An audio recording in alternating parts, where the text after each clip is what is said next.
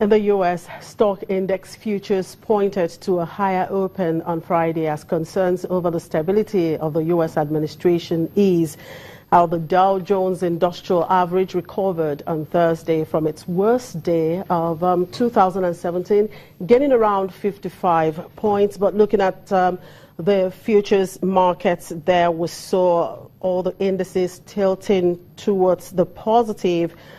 Dow Jones Industrial Index 0.13% up, S&P 500 up 0.22%, and Nasdaq up 0.24%. In Asia, markets traded sideways on Friday following a higher lead from Wall Street as markets in the U.S. took a breather after their worst day of the year. The Nikkei 225 reversed earlier losses to trade 0.19% higher to close at 19,590.76. South Korea's Kospi edged up by 0.07 points to finish at 2,288.45.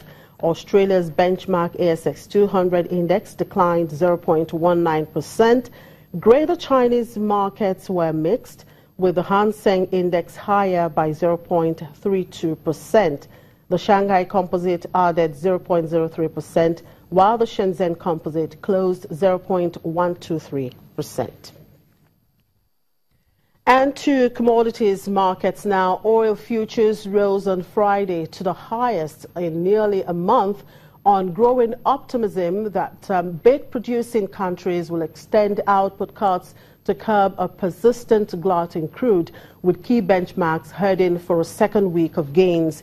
Brent crude was up 34 cents at $52.85. U.S. crude oil was up 38 cents at $49.73 a barrel, highest since April 26. The contract is heading for a weekly increase of 4%.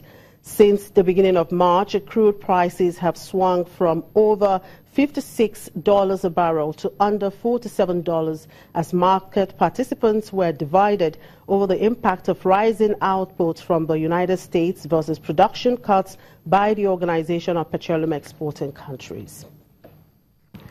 To precious metal markets now, gold prices edged up on Friday and were on track for their biggest weekly gain since mid-April as the dollar eased and Asian stocks weakened amid ongoing political turbulence in the United States.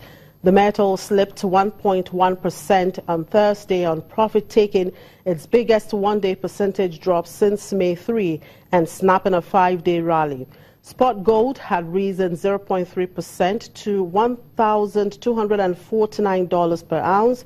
It was up about 1.8% for the week, set for its biggest weekly rise in 5.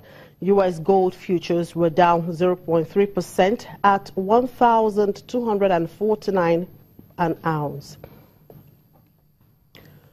Away from the markets now, and here in Africa, the International Monetary Fund has raised South Africa's growth forecast for this year after recoveries in the agriculture and mining sectors, but perceptions of policy uncertainty pose a down risk. The IMF expects Africa's most industrialized economy to grow by 1% this year, more than earlier projection of 0.8%. South Africa's Treasury expects growth of 1.3% this year, up from 0.3% in 2016.